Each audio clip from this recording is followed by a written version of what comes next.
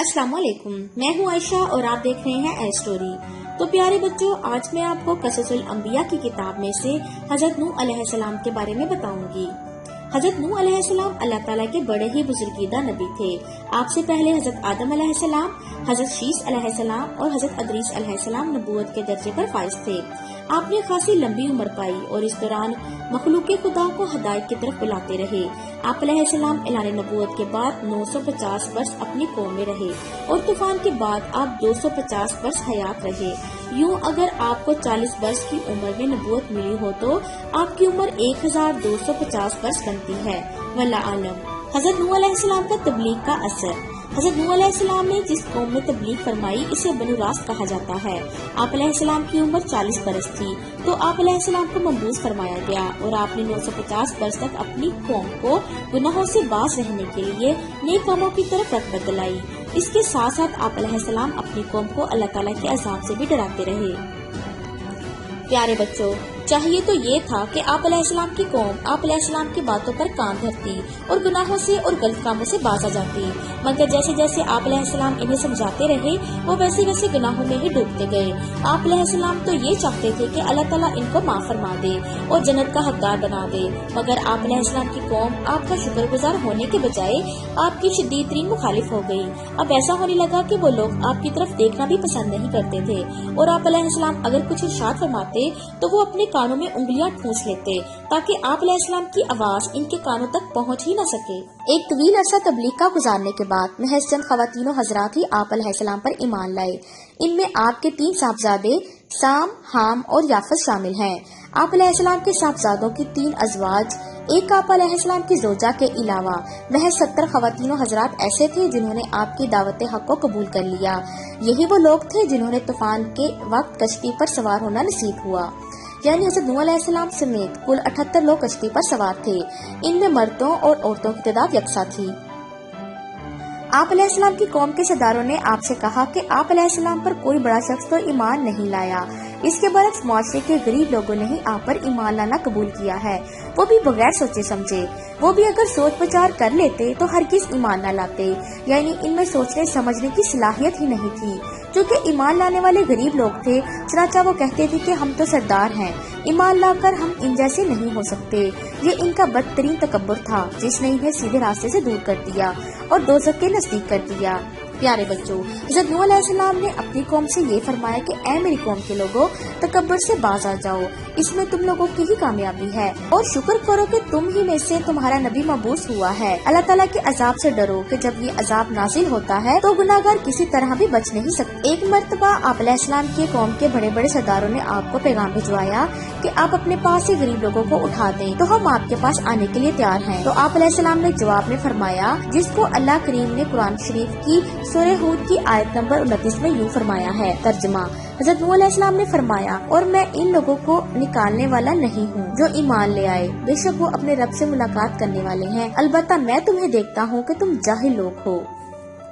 कौम पर वबाल। प्यारे बच्चों, हज़रत नूह अलैहिस्सलाम फराइज़ नबूवत बरसा बरस अदा करते रहे, मगर इनकी अनथक मेहनत के बावजूद इनकी कौम ने इनकी इत्तबा ना की और बदस्तूर इनकी तकज़ीब करने की रोश बरकरार रखी। ये चंद बरसों की बात नहीं बल्कि सदियों पर मुहित है।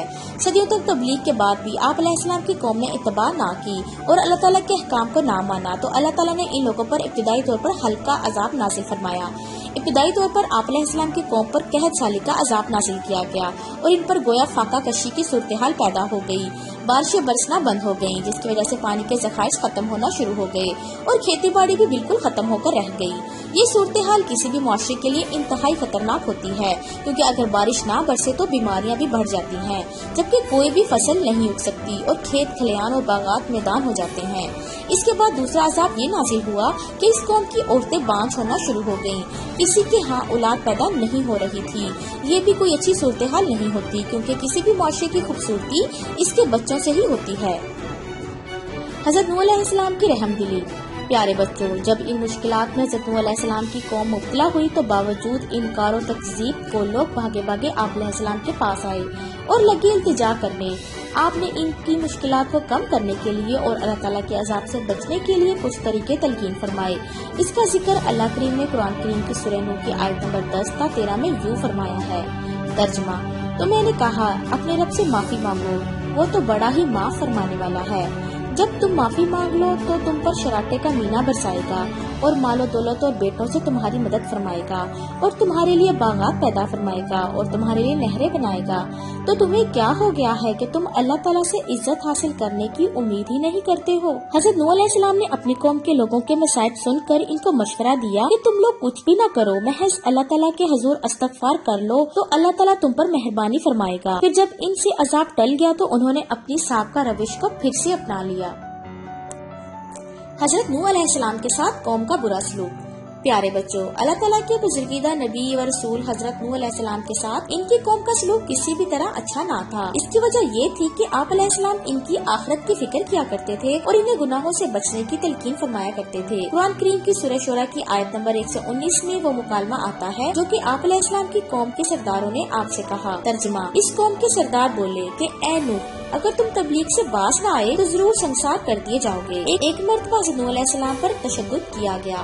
اس کے بعد آپ کو کسی کپڑے میں لپیٹ کر آپ کے گھر کے باہر پھینک دیا گیا۔ ان لوگوں کا خیال تھا کہ اس طرح آپ علیہ السلام کی موت واقع ہو جائے گی، مگر آپ علیہ السلام کی حفاظت تو اللہ کریم کے ذمہ تھی۔ چنانچہ آپ اس کپڑے سے بخیر و عافیت برآمد ہوئے اور حسب سابق تبلیغ میں مصروف عمل ہو گئے۔ ایک مرتبہ یوں ہوا کہ ایک بوڑھا شخص لاٹھی کے سہارے چلا جا رہا تھا، کمسن بچہ بھی اس کے ہمراہ۔ حضرت نوح علیہ السلام کو دور سے آتا دیکھ کر بوڑھے نے اپنے ساتھ بچے کو کہا، اے میرے بیٹے، اس بوڑھے شخص کے جال میں ہرگز مت پھنسنا، یہ تمہیں کہیں دھوکہ نہ دے ڈالے۔ بوڑھے کی بات سن کر نوعمر لڑکے نے کہا، اے میرے باپ، ذرا مجھے اپنی لاٹھی تو دو۔ اس نوعمر لڑکے نے وہ لاٹھی لے کر حضرت نوح علیہ السلام کو مارنا شروع کر دیا، جس سے آپ لہو لہان ہو گئے۔ اسی طرح آپ علیہ السلام کی قوم کے اوباش آپ علیہ السلام کو تنگ کرتے رہتے اور آپ کی ہر بات کو جھٹلاتے اور دور سے آتا دیکھ کر آوازیں کستے۔ آپ علیہ السلام اپنی قوم کو اللہ تعالیٰ کے عذاب سے ڈراتے اور جنت کی خوشخبری دیتے، مگر ان لوگوں کو آپ کی کسی بات کا اثر نہ ہوتا، بلکہ وہ گناہوں میں اور زیادہ مگن ہو گئے۔ حضرت نوح علیہ السلام کی قوم کے لیے دعا۔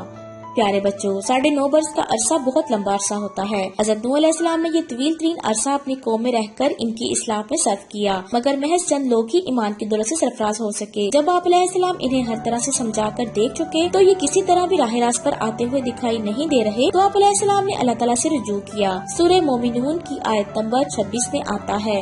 ترجمہ: اے میرے رب، میری مدد فرما، اس پر انہوں نے ہر طرح سے میری تکذیب کی ہے۔ جبکہ سورہ شعراء کی آیت نمبر 117 اور 118 میں آپ علیہ السلام نے اللہ تعالیٰ سے کے حضور یہ دعا کی۔ ترجمہ: آپ علیہ السلام نے عرض کیا، اے میرے رب، میری قوم نے میری تکذیب کی، تو مجھ پر اور ان میں پورا فیصلہ فرما دے اور مجھے اور میرے ساتھی مسلمانوں کی نجات عطا فرما۔ پھر جب آپ علیہ السلام کی قوم نے آپ کو حد درجہ ستانا شروع کر دیا تو آپ علیہ السلام نے اللہ عز و جل کی بارگاہ میں یوں عرض کیا۔ سورۃ نوح کی آیت نمبر 26 اور 27 میں آتا ہے۔ ترجمہ: اور نوح علیہ السلام نے عرض کیا، میرے رب، اس زمین پر کافروں میں سے کوئی بھی بسنے والا نہ زندہ چھوڑنا، بے شک اگر تو انہیں رہنے دے گا تو تیرے بندوں کو گمراہ کریں گے اور ان کی اولاد ہوگی تو وہ بھی بدکار اور بڑی ناشکری ہوگی۔ یقیناً یہ کوئی خوشگوار دعا نہ تھی۔ ایک نبی جو اپنی قوم کی اصلاح کے لیے مبعوث ہوا ہو وہ کیوں اپنی قوم کی بربادی کے لیے دعا کرے گا؟ اور پھر جب انہوں نے اپنے پاس آنے والے نبی کو سنسار کرنے کا ارادہ کر لیا اور بار بار آپ کو دھمکیاں بھی دینے لگے تو آپ علیہ السلام نے اپنی اسی قوم کے لیے آخرکار بددعا کر دی، جس کے لیے آپ صدیوں تک دعائیں کرتے رہے۔ اب چونکہ ان لوگوں کی اصلاح کی کوئی صورت دکھائی نہیں دے رہی تھی، دعا قبول ہوئی۔ حضرت نوح علیہ السلام اللہ تعالیٰ کے بزرگیدہ نبی اور رسول تھے۔ جب آپ علیہ السلام نے اللہ کریم کے حضور اپنی قوم کی بربادی کے لیے بددعا کر دی تو وہ قبول ہوئی اور اس قوم کے مقدر میں تباہی و بربادی لکھ دی گئی۔ کشتی بنانے کا حکم۔ پیارے بچوں، حضرت نوح علیہ السلام نے تو بددعا کی تھی کہ میری قوم کو تباہ کر دے، مگر اللہ کریم نے یہ فیصلہ کرنا تھا کہ اس قوم کو کس طرح تباہ کیا جائے۔ چنانچہ اللہ تعالیٰ نے قرآن کریم کی سورہ ہود کی آیت نمبر 37 میں ارشاد فرمایا۔ ترجمہ: اے نوح، اور کشتی بناؤ ہمارے حکم سے اور ظالموں کے بارے میں مجھ سے کوئی بات نہ کرنا، وہ سب ضرور ڈبوئے جائیں گے۔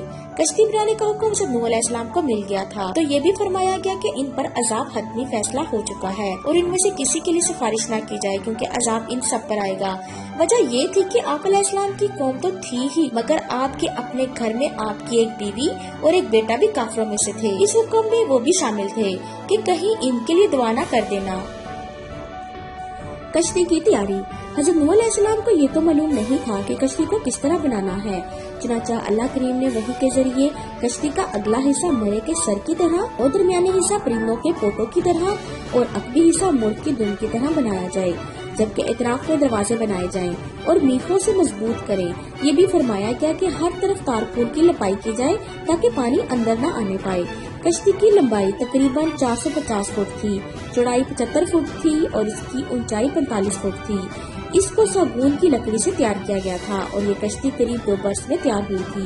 اس کی 3 منزلیں تھیں۔ پہلی منزل میں وحشی جانور، درندے اور حشرات الارض یعنی کیڑے مکوڑے، درمیانی منزل میں پالتو جانور اور چوپائے وغیرہ تھے، اور سب سے اوپر والی منزل میں حضرت نوح علیہ السلام اور ان کے ایمان لانے والے خواتین و حضرات تھے اور کھانے پینے کی اشیاء تھی۔ سوار ہونے والوں کی تعداد، پیارے بچوں، یہ ایک عظیم الشان کشتی تھی جس پر وہی لوگ آپ کے ساتھ سوار ہوئے جو اللہ تعالیٰ اور اللہ کے رسول پر ایمان لا چکے تھے۔ ان میں آپ کے 3 بیٹے اور ان کی ازواج حضرت نوح علیہ السلام کی ایک زوجہ شامل تھی۔ گویا یہ گھر کے 8 افراد ہوئے۔ ان کے علاوہ 70 افراد اور بھی تھے جو آپ پر ایمان لا چکے تھے۔ یوں کشتی پر سوار ہونے والوں کی کل تعداد 78 تھی۔ اس کشتی میں جتنے مرد سوار تھے اتنی ہی عورتیں بھی سوار ہوئیں۔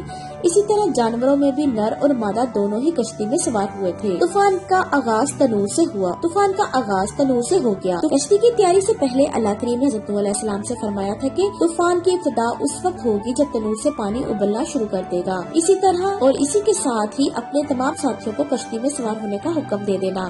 حضرت نوح علیہ السلام نے جب یہ دیکھا کہ تنور سے پانی ابلنا شروع ہو گیا ہے تو تمام ایمان والوں سے فرمایا کہ کشتی میں سوار ہو جاؤ۔ واضح رہے کہ آپ علیہ السلام کے جتنے بھی امتی کشتی میں سوار ہو رہے تھے انہیں اس طوفان کا بالکل بھی اندازہ نہیں تھا جو کہ آنے والا تھا۔ انہوں نے تو بس اپنے نبی کے حکم پر لبیک کہا تھا، اسی وجہ سے وہ لوگ اس قدر بڑے طوفان سے بچ گئے۔ طوفان کی کیفیت، پیارے بچوں، اس طوفان کی ابتدا اللہ تعالیٰ کے حکم کے مطابق ایک تنور سے ہوئی۔ اس کے بعد آسمان سے پانی کو برسنے کا حکم ہوا، دوسری طرف سے زمین پر چشموں کا پانی ہر طرف رواں ہو گیا، جیسا کہ اللہ کریم کا ارشاد قرآن پاک کی سورۃ قمر کی آیت نمبر 11 اور 12 میں ہوتا ہے۔ ترجمہ: ہم نے آسمانوں کے دروازے کھول دیے زور کے بہتے پانی سے اور زمین چشمے کر کے بہا دی، یعنی زمین سے چشموں کے ذریعے پانی بہا دیا تو دونوں پانی باہم مل گئے اس مقدار پر جو ان کا مقدر تھی۔ چنانچہ آسمان اور زمین کے پانی باہم مل گئے تو اس قدر شدید سیلاب آیا کہ اس کی موجیں جب اٹھتی تو بڑے بڑے پہاڑ ان میں گم ہو جاتے، مگر ان موجوں میں ہی حضرت نوح علیہ السلام کی کشتی بڑے آرام سے چلی جا رہی تھی۔ سورہ ہود کی آیت نمبر 42 میں آتا ہے کہ ترجمہ: اور وہ کشتی انہیں لے جا رہی تھی ایسی موجوں میں جیسے پہاڑ۔ کشتیاں اور بھی ہوں گی مگر اللہ کریم نے صرف اسی کشتی کی حفاظت فرمائی کیونکہ دیگر لوگوں پر اللہ تعالیٰ کا عذاب نازل ہونا تھا، چنانچہ ان کی کشتیاں ڈبو دی گئیں۔ حضرت نوح علیہ السلام کی کہانی کا پارٹ 2 سننے کے لیے لنک ڈسکرپشن میں موجود ہے۔